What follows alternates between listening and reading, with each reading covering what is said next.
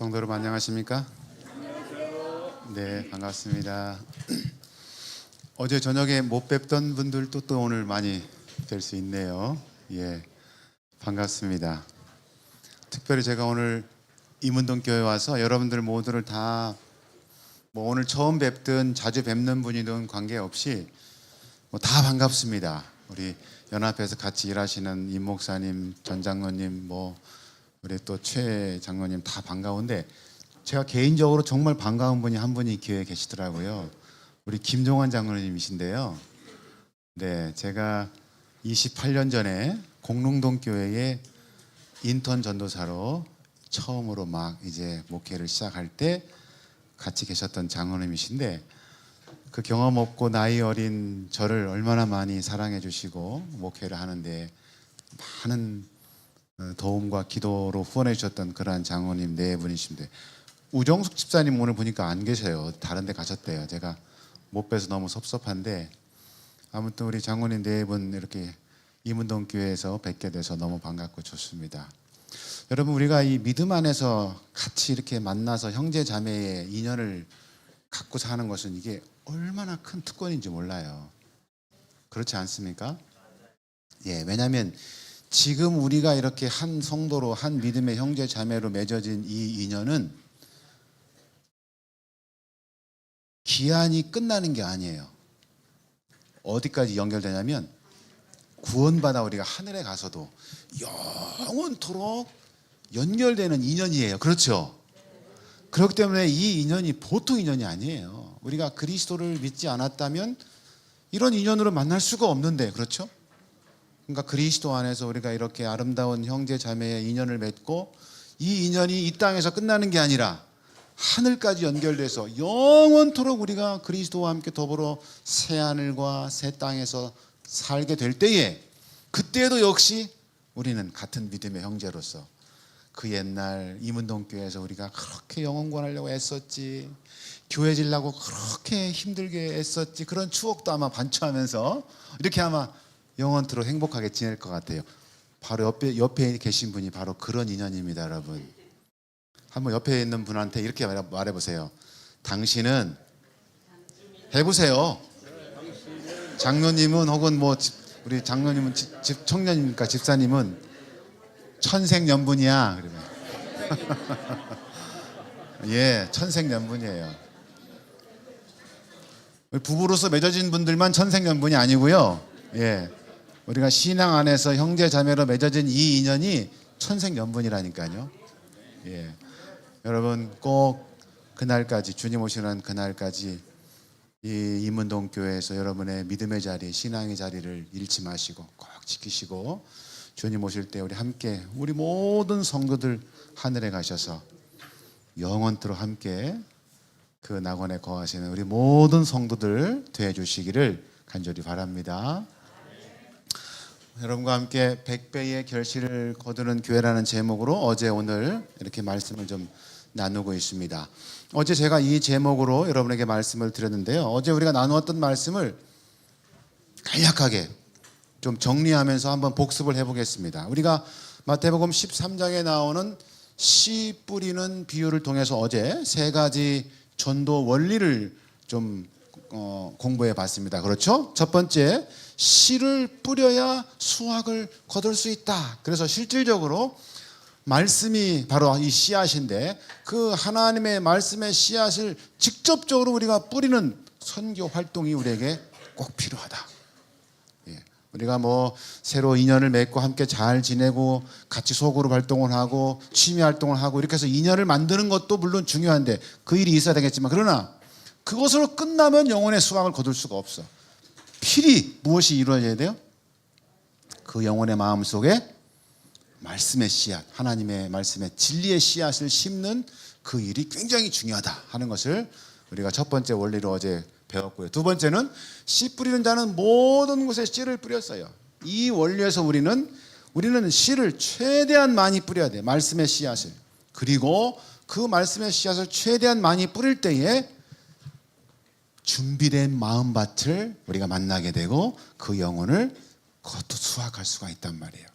그래서 우리는 여전히 새로운 사람들을 끊임없이 만나는 선교적인 도전을 해야 돼.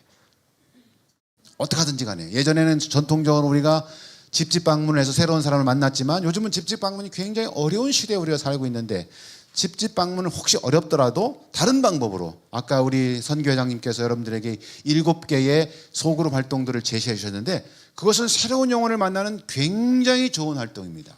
자전거를 타면서, 골프를 치면서, 퀼트를 하면서 새로운 이웃들을 만났을 때 그 이웃들에게 적당한 기회에 말씀의 씨앗을 뿌리는 활동들이 있어야 된단 말이에요.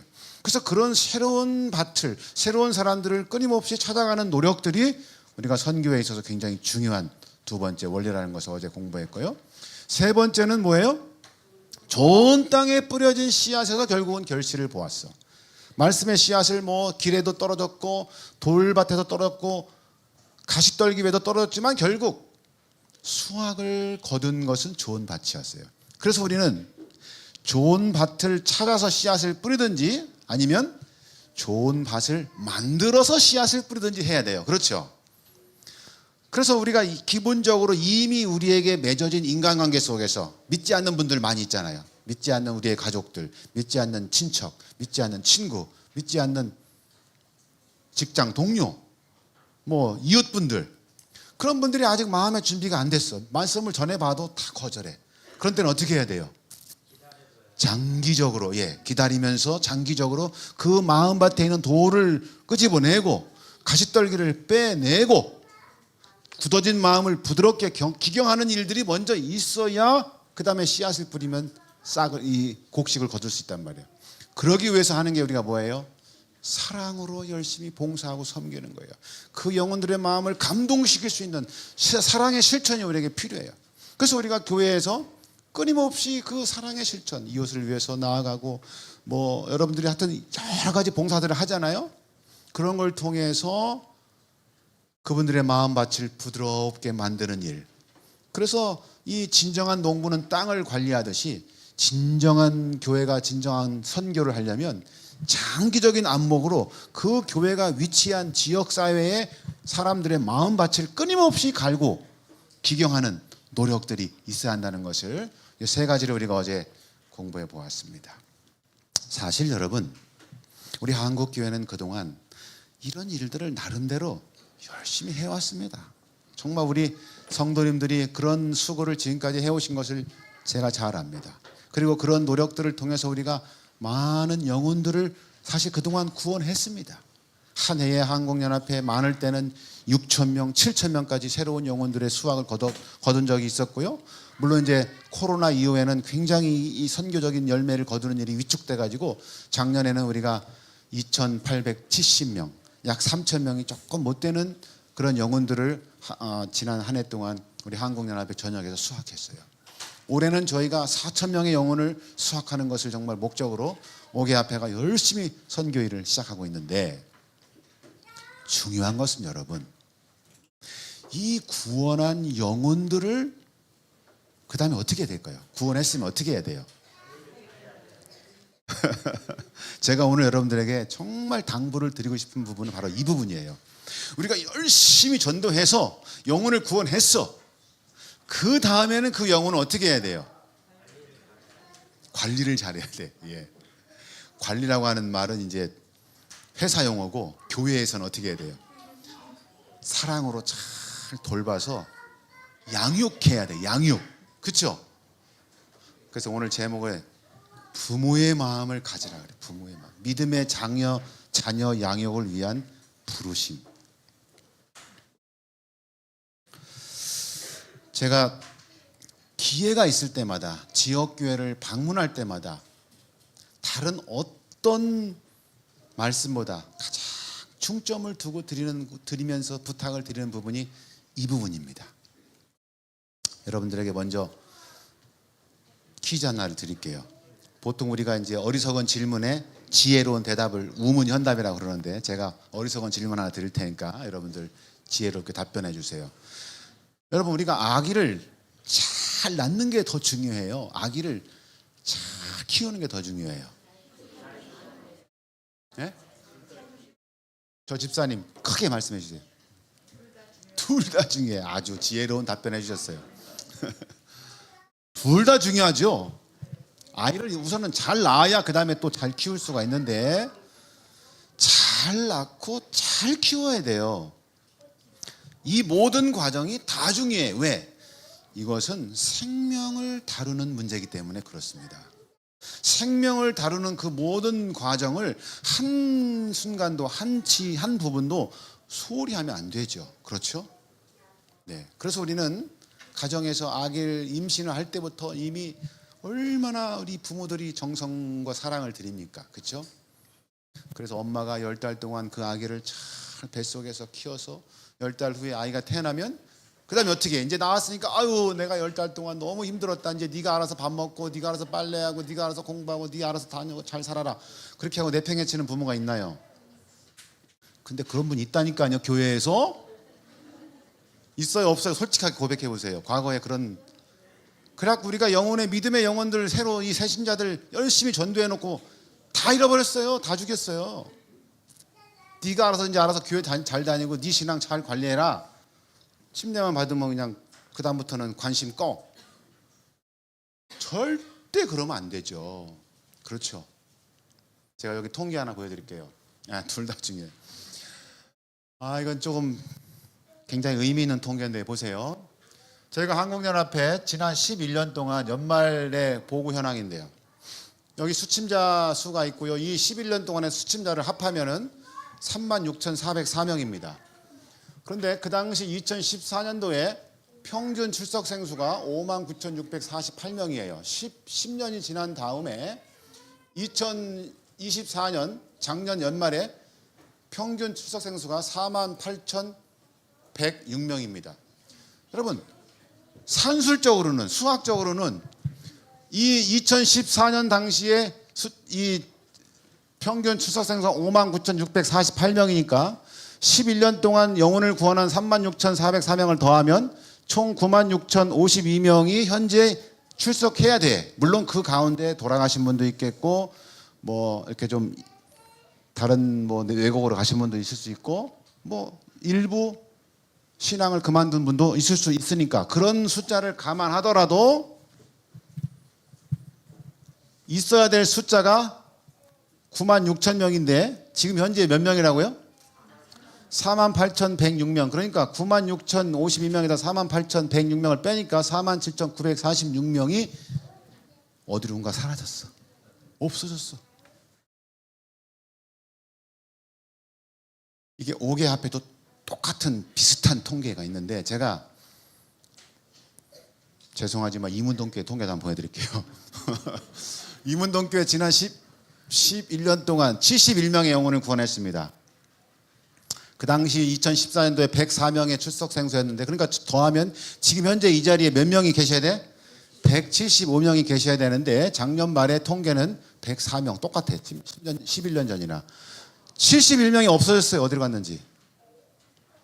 71명. 이건 제가 누구한테 뭐 책임을 묻거나 여러분들을 뭐 부끄럽게 하려고 하는 게 아니라 우리의 현재의 그 모습을 정확하게 보고 우리가 어디에 더 많은 에너지와 관심을 보여야 될지를 우리가 함께 좀 주시하기 위해서 여러분들의 통계를 보여드렸어요. 그래서 여러분이 한국연합회에 47,940 이거 잘못됐어요. 47,946명 여기 저 칠자가 들어가는데 저 칠자가 잘못됐네요. 이문동교회 71명 지난 11년 동안 이 영혼들이 다 어디 간 거예요? 어디로? 이 소중한 영혼들 이 귀한 생명들이 다 어디로 갔을까요 여러분? 답은 우리가 다 이미 알고 있습니다. 다 알고 있어요. 우리가 잘 키우지 못한 거죠. 잘 양육하지 못하고 잘 신앙을 교회 안에 정착시키지 못해서 영혼을 구원했지만 침례를 받았지만 다 금세 어디론가 사라지고 신앙을 포기하고 그만두고 그게 우리의 현실입니다. 어떻게 해야 될까요 여러분? 여러분 전래동화 가운데 콩쥐팥쥐 이야기 아시죠? 어느 날 콩쥐 엄마가 팥쥐 데리고 잔치집에 가면서 야 콩쥐야 뒷곁에 있는 장독에 물을 가득 채워놓거라 그러고 가셨어요. 그래서 콩지도 그 잔치집에 가고 싶은데 엄마가 못 가게 하고 뭐 일을 주시니까 어쩔 수 없이 가서 이 장독에 물을 채우려고 물을 계속 갖다 붓는데 물이 차요 안 차요? 왜 안 차요? 보니까 밑에 구멍이 뚫렸어요. 여러분, 구멍이 난 장독에 물을 채울 수가 있습니까? 아무리 갖다 퍼 부어도 구멍이 난 이 독은 물이 금세 빠져버리고 채울 수가 없죠. 그래서 이 동화에서는 뭐라고 얘기하냐면, 새엄마가 준 항아리는 바닥에 구멍이 나 있어 콩쥐가 아무리 물을 부어도 채워지지 않았어요. 우리가 영혼을 제대로 관리해서 그러니까 영혼을 잃어버리는 한은 아무리 우리가 전도를 하고 영혼을 구원해도 이 성전에 구원받은 백성들을 가득 채울 수가 없어요. 우리 임은동교회 지금 짓고 있는 성전이 전체 본당이 몇 석입니까, 목사님? 250석이요. 여러분, 열심히 하셔야 될 것 같습니다. 250석을 이제 채워야 될 거 아니에요, 그렇죠? 그런데 구멍이 나면 안 돼. 구멍이 난 이 항아리는 커다란 바가지로 갖다 퍼부어도 못 채워. 근데 구멍을 막으면 어떻게 해? 막으면 간장종지로 갖다 퍼도 금방 채울 수가 있어, 언젠가는. 그렇죠? 막혀 있으니까, 물이 안 나가니까. 그 우리가요, 열심히 영혼을 구원해서 이렇게 교회 안으로 들이는 것도 중요하고 그 일을 열심히 해야 되지만, 그와 동시에 어떻게 그 영혼을 잘 양육하고 돌보아서 교회 안에 정착해서 든든한 일꾼으로 서기까지 그 영혼을 키우는 일이 굉장히 중요한, 우리가 해야 할 부분이라는 사실을 새롭게 좀 인식해 주시기를 간절히 바랍니다. 여기 2019년도 신문이긴 한데, 우리 재림신문에 그 당시에 대총회에서 연례행정위원회 보고에서 이렇게 나왔어요. 통계에 의하면 1965년 이후에 교회로 들어오는 새신자 가운데가 39%가 교회에 완전히 정착하지 못하고 떠나는 것으로 집계됐다. 이것은 전 세계 우리 재림교회의 통계예요. 39%면 우리 한국보다는 훨씬, 제가 볼 때는 수치가 작은 거예요. 한국은 이거보다 훨씬 더 많은 영혼을 지금 잃어버리고 있어요. 떠나는데 이 데이비드 트림 재림교회 통계연구실장은 참석한 지도자들에게 뭐라고 얘기하냐면, 그들은 숫자가 아니라 구원받아야 할 영혼이고 우리의 가족이다. 여러분, 아까 우리가 4만 몇천 명, 또 71명, 그냥 우리가 숫자로 그냥 인식하면 안 되고, 같이 구원을 받아야 될 그 영혼들이 그만큼 지금 떠난 거예요. 없는 거예요. 사라져버린 거예요. 그런데 교회를 떠나는 사람들은 신앙을 버렸기 때문에 나가는 것이 아니라 적응할 수 없고 사랑을 받지 못해서 떠났다. 그들은 사랑받기를 기다리고 있다고 호소했다 그랬어요. 굉장히 중요한 대목이에요. 자녀를 우리가 낳아서 사랑으로 키우지 않고 방치해버리면 자녀가 잘못되죠. 죽을 수도 있고 성장한다고 해도 제대로 못 성장하죠. 그래서 우리 부모는 뭐예요? 부모는 아이를 낳으면 끊임없이 사랑으로 잘 돌봐서 키우잖아요. 그렇게 해서 한 20년 정도 키워놔야 그나마 이제 어디 가서 사람 노릇 할 만큼 크는 거잖아요. 그러니까 사실은 우리가 자녀의 양육 과정을 보면 아이를 낳기 위하여 필요한 시간보다 잘 양육해서 제대로 이렇게 사회의 일원으로 살아가도록 키우는 시간이 훨씬 길고 훨씬 많은 에너지와 힘이 들어가는 거죠.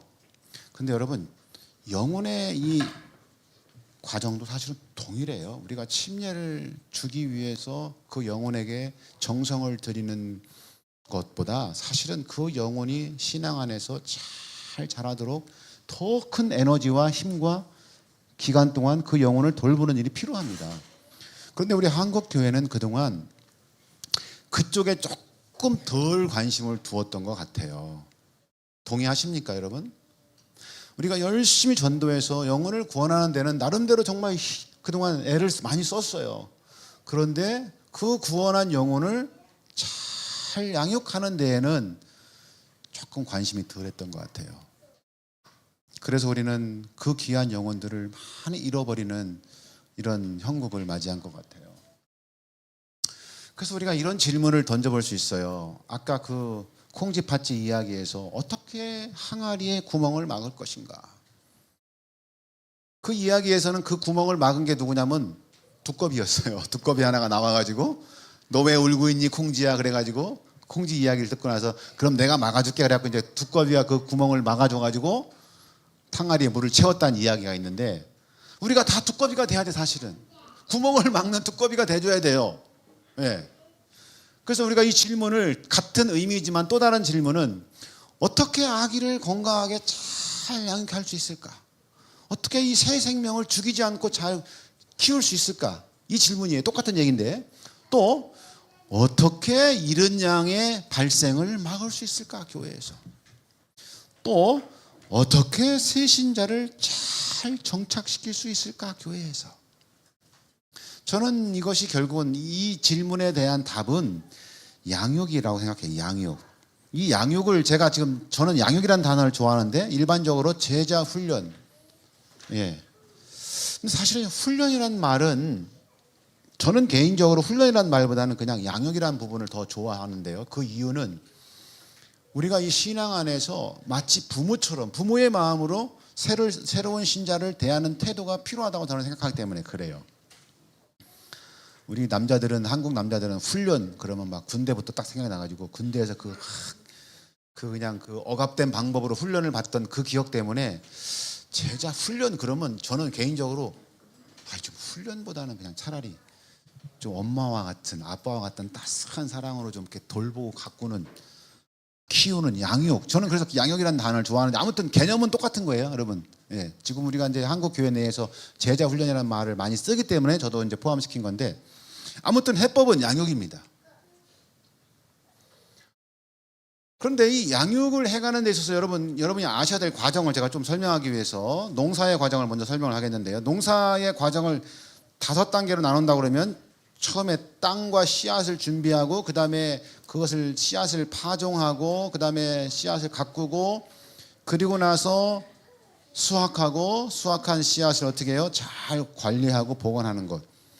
이런 5단계의 농사의 과정을 선교에 적용시켜 보면 첫 번째는 준비 단계, 두 번째는 접촉 단계, 세 번째는 연결 단계, 네 번째는 공중전도, 다섯 번째는 정착이에요.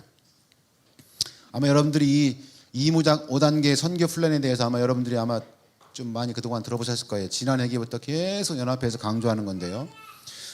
그래서 제가 어제 강조했던 게 사실은 이 준비, 접촉, 브릿지, 공중전도까지 다 어제 저녁에 이 말씀을 드렸던 거예요.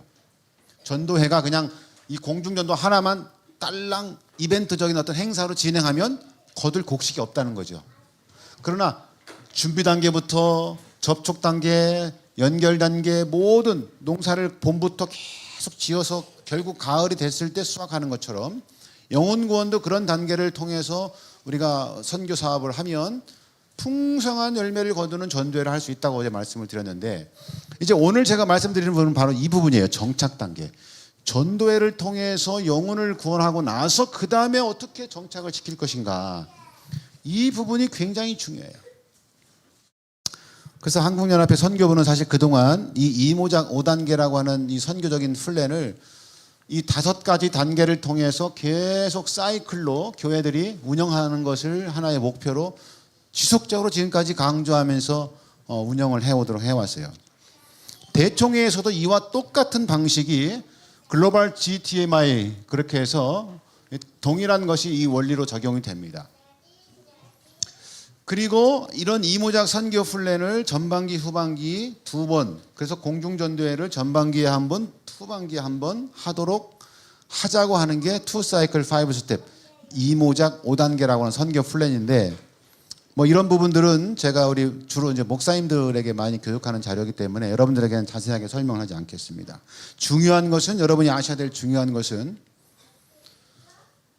전도회는 그냥 단순한 그 하나의 행사가 아니라 앞서서 모든 과정들이 다 제대로 이루어졌을 때 그 결과로 말미암아 하나의 과정으로 이루어지는 수확하는 기간이다. 이 인식을 여러분들이 필히 해주셔야 돼. 그리고 그 이후에 얻어지는 영혼들을 또 잘 관리하고 양육해서 그분들이 또 새로운 영혼들을 구원하는 일을 이 교회가 끊임없이 재생산해가는 과정이 돼야 교회가 건강하고 100배의 수확을 거두는 그런 교회가 될 수 있다는 그런 의미입니다. 그래서 여러분 그 일을 이루는 일에 있어서 특별히 이 양육을 하는 일에 있어서 이 제자훈련, 특별히 소그룹으로 제자훈련을 하는 것은 예수님께서 보여주신 모본이고 또 사도 바울도 이미 그 부분에 있어서 우리에게 모본이 되십니다. 이런 부분들은 굉장히 이론적인 부분이기 때문에 제가 여러분들에게 자세하게 설명하지 않고 그냥 이렇게 좀 빨리 넘어가겠습니다. 예수님께서도 12명의 제자를 선택하시고 그 12명의 소그룹으로 끊임없이 제자 훈련을 시키신 것을 우리가 알게 되죠. 사도 바울도 마찬가지입니다.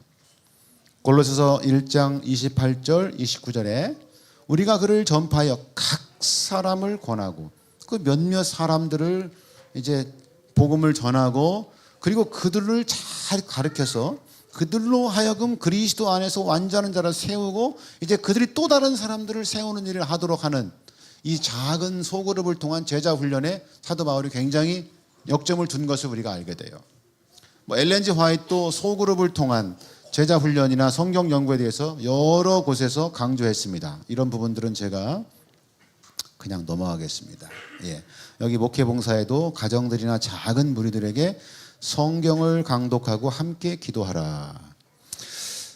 우리 한국 교회에는 현재 브랜드화된 제자 훈련 프로그램이 있습니다. 혹시 여러분 패스트 제자 훈련 들어보셨어요? 네. 이것은 이미 한국 교회에 도입한 지가 한 20년, 15년 정도 됐어요. 그래서 3회기 전부터 우리가 패스트 제자 훈련이라는 이 프로그램을 한국 교회에 도입하고 많은 교회들한테 이렇게 이제 강조를 했습니다만은 열심히 또 하는 교회들은 있지만 또 그렇지 않은 교회들도 있어요. 또 우리가 지금 JDTS 제자훈련이라고 들어보셨어요? 이런 또 활동에 참여하고 이 프로그램을 통해서 제자훈련을 하시는 교회들이나 또 우리 성도님들이 있습니다. 꽤 많이 있어요. 그 다음에 ASM, Adventist Small Group Ministry라고 해서 이것은 서정환 앞회의 한 목회자가 나름대로 현장에서 이렇게 소그룹을 중심으로 하는 활동들을 좀 잘 정리해서 또 열심히 하시는 그러한 부분입니다. 우리가 이런 브랜드화된 이미 정착된 이미 완성된 그런 어떤 제자훈련 프로그램을 실행하는 것도 굉장히 좋은 방법이에요. 이것은 이미 어느 정도 현장에서 다 검증이 됐기 때문에 교회가 이런 부분들을 잘 수용해서 제자훈련을 하는 것들은 굉장히 좋은 방법입니다. 그런데 먼저 우리가 제자훈련에 대한 분명한 이유와 성경적인 철학을 갖는 것이 굉장히 중요해요. 왜냐하면 제자훈련에 대한 양육에 대한 분명한 이유와 철학을 가지면 방법은 사실은 다양하게 진행할 수 있기 때문에 그렇습니다. 꼭 패스트가 아니라도 꼭 JDTS가 아니라도 꼭 ASM이 아니라고 해도 내가 그리스도 안에서 제자된 사람으로서 같이 믿음의 동역자가 된 이 새로운 신자를 내가 잘 돌보고 내가 키워서 이 사람을 하늘까지 데리고 가야 한다고는 그 소명이 있으면 어떤 방법으로든 그를 격려하고 그를 위하여 기도하고 그가 함께 신앙을 잃어버리지 않고 잃지 않고 갈 수 있도록 돕는 그 모든 게 사실은 제자훈련의 과정이라고 볼 수 있는 거예요. 그렇기 때문에 방법보다 더 중요한 것은 소명이고 확신이고 성경적인 철학을 분명하게 세우는 것입니다.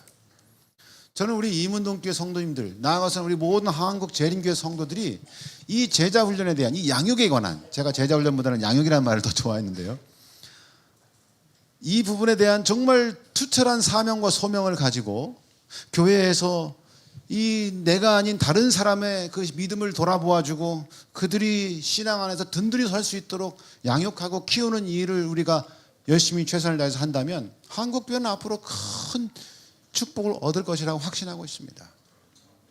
우리 이문동교회가 그런 풍토를 좀 새롭게 새 성전에서 세워주시기를 간절히 바랍니다. 여러분, 구호 하나 외칠게요. 구호.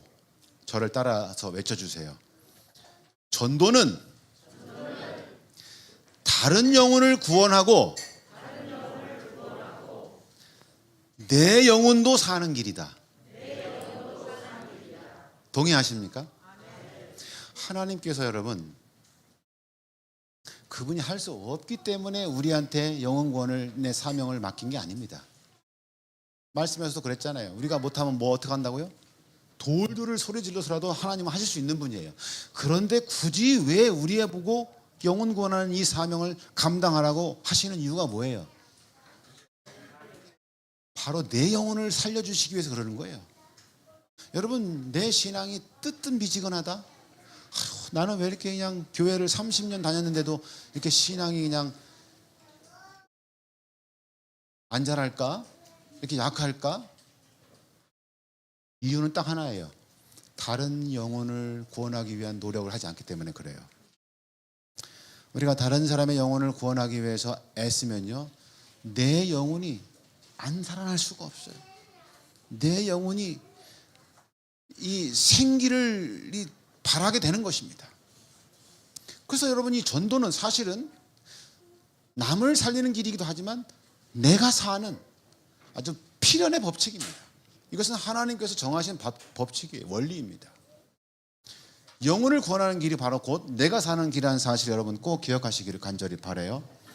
그래서 여러분이 제자 훈련에 대한 철학을 굉장히 세우는 게 중요한데, 제가 시간 내에 끝내려고 말을 막 빨리 하니까 여러분 좀 양해하시기 바랍니다. 이 제자 훈련, 양육에 관한 바른 철학을 세우기 위해서 첫 번째 질문은 나의 제자를 세우는 건가? 예수님의 제자를 세우는 건가?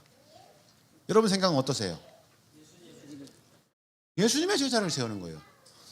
간혹 그런 분이 있어요. 내가 내 제자를 마치 훈련하는 것처럼 내 제자를 만들어갖고 나를 졸졸졸 따라다니면서 아마 똑같이 하는 사람을 만들겠다. 이것은 틀린 개념이에요. 나도 예수님의 제자고 이분도 예수님의 제자인데 우리가 같이 예수님의 제자이지만 내가 먼저 된 자로서 이분이 제자로서 든든히 설 수 있도록 나는 뭐 하는 사람이에요? 돕고 협력하는 사람의 역할을 하는 거예요. 굉장히 중요한 철학적 개념입니다. 두 번째로는 뭐예요? 훈련 과목 이수인가 삶의 변화인가? 여러분, 제자 훈련이 요즘 뭐 제자 훈련 프로그램들이 있잖아요. 아까도 얘기했던 것처럼 JDTS나 페스트나 거기엔 다 그 단계마다 이수해야 될 과목들과 절차들이 있어요. 그러면 그것만 다 완수하면 제자 훈련이 끝났고 훌륭한 제자가 되었나? 절대 그렇지 않아요. 우리의 삶이 진정으로 예수 그리스도와 닮아 변화되는 것이 제자의 목적이에요. 그러니까 양육이라고 하는 표현을 제가 쓰는 이유가 이런 데 있어요. 사실은 이 어린 아기가 믿음 안에서 자라는데 아직까지는 여러 가지로 신앙적인 면을 볼 때 좀 부족하지만, 그러나 점점 예수 그리스도를 닮아서 그의 신앙이 자라고 더 온전한 모습으로 이렇게 성장해가는 과정, 삶의 변화가 일어나는, 그게 진정한 제자 훈련이에요. 그 다음 또 질문은 소수 정예인가 모든 성도인가? 자, 제자 훈련반 모집합니다. 그래갖고 지원해서 오신 몇 분만 하는 거예요? 아니면 모든 성도가 제자 훈련에 돼야 돼요?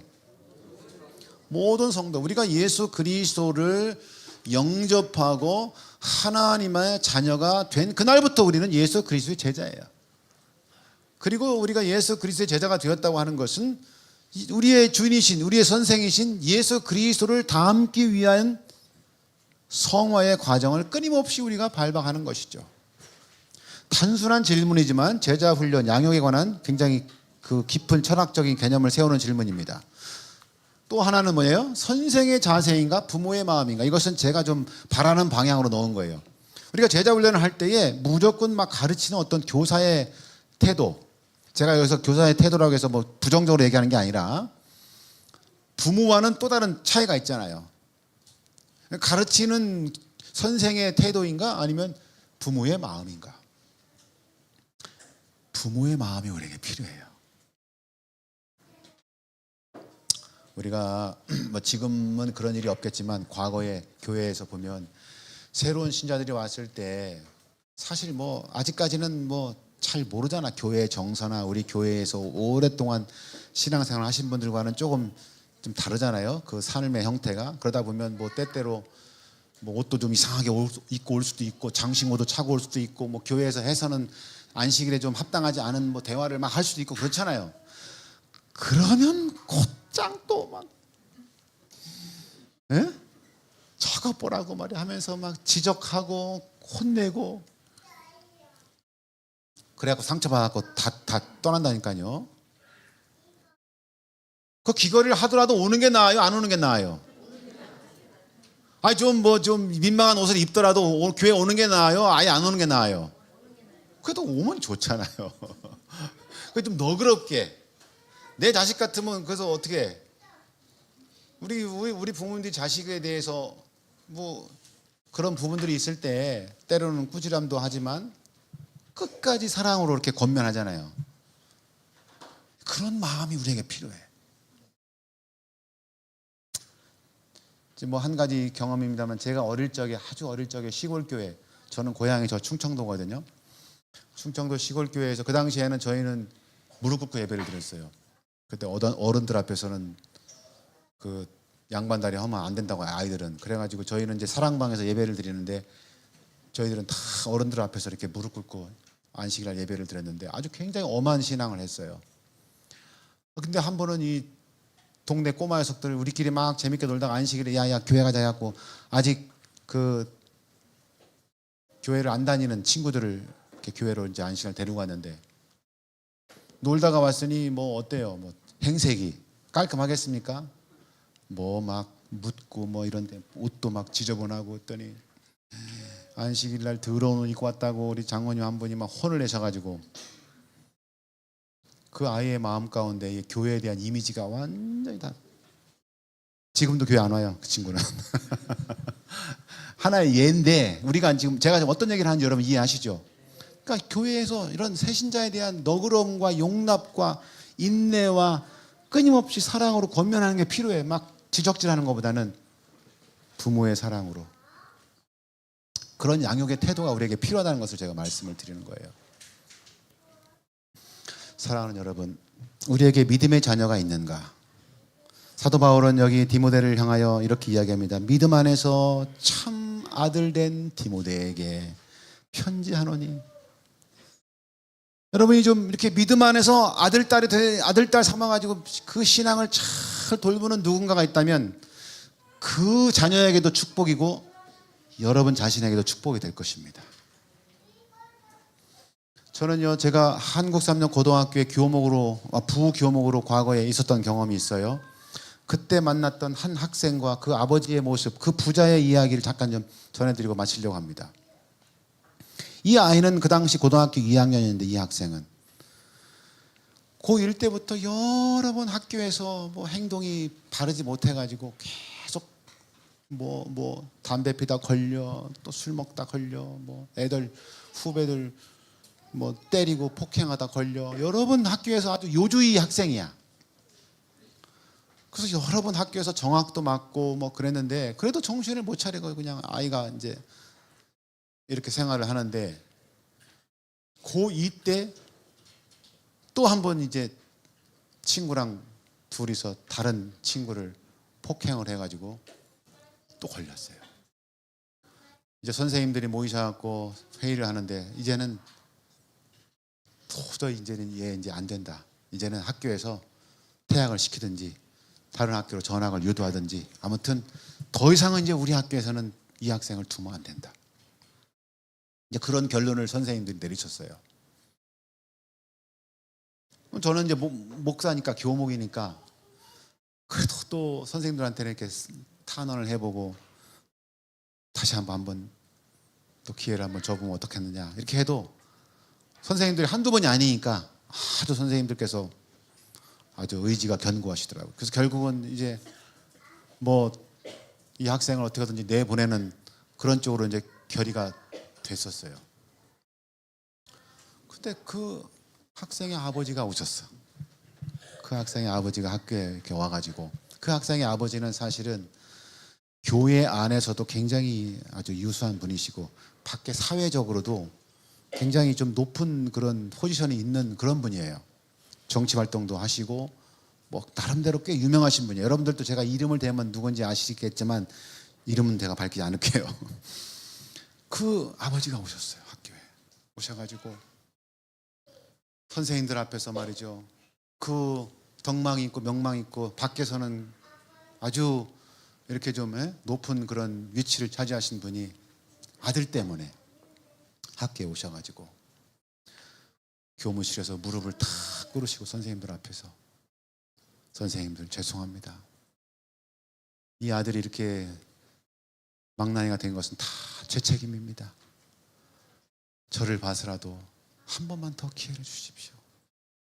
한 번만 더 기회를 주시면 어떻게든지 제가 제 아들을 한번 바르게 키울 수 있도록 노력을 해보겠습니다. 그래서 그 아버지가 그 와가지고 말이죠, 끝까지 그 아들을 위해서 선생님들 앞에 그런 그 참, 그게 어떻게 보면 겸손한 모습이지만 또 다른 면에서는 참 비굴한 모습이잖아요.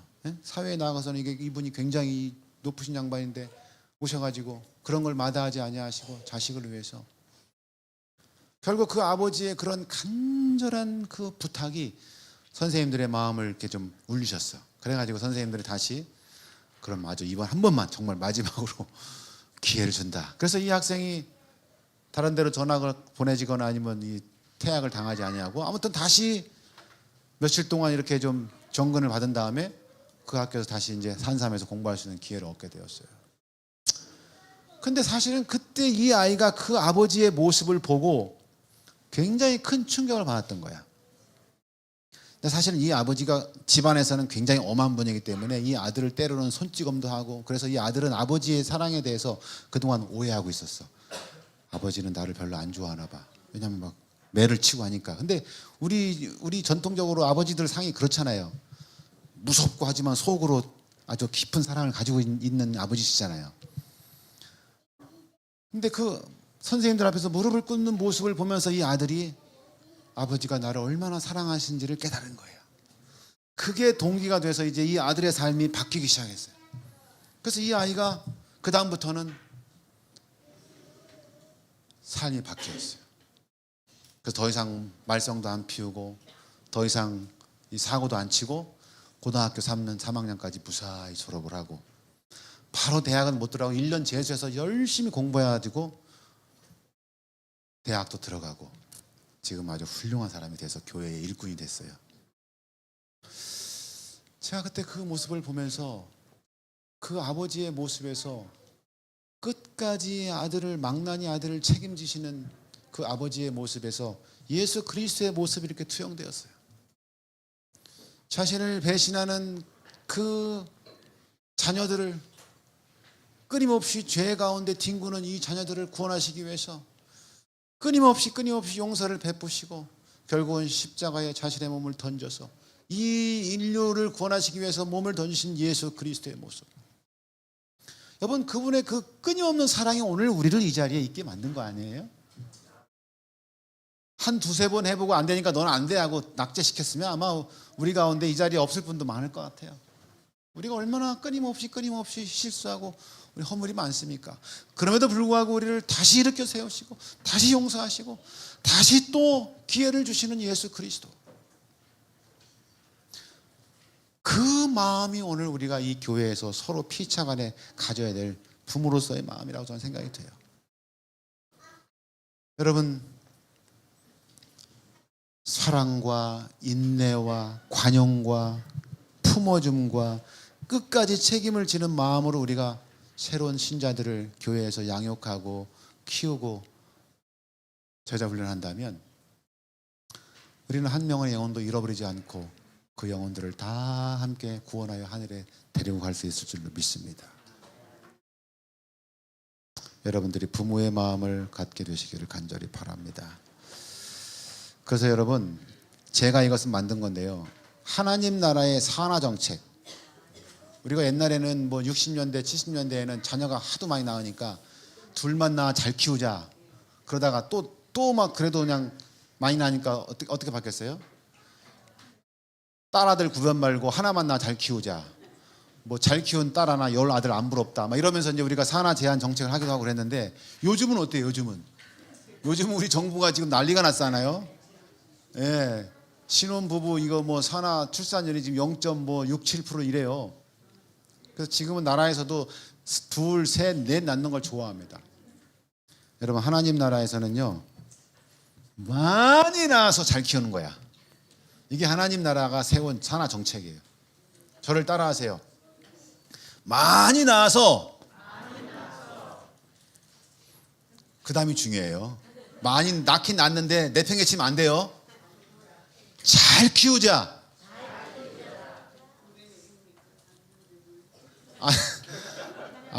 육신적으로는 끝났지만 믿음으로는 아직 멀었잖아요, 집사님. 믿음의 자녀를 낳으시란 말이잖아요.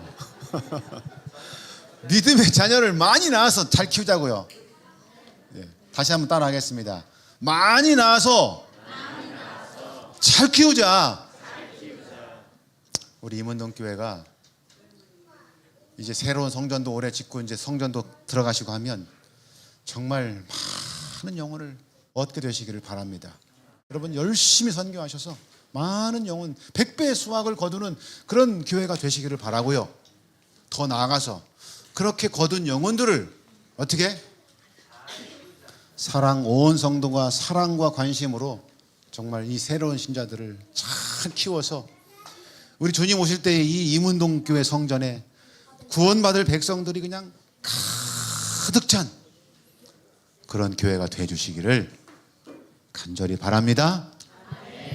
하나님의 축복이 우리 임원동 교회와 우리 모든 성도들의 가정에 평안하시기 늘 충만하시기를 간절히 바라면서 오늘 말씀을 마치겠습니다.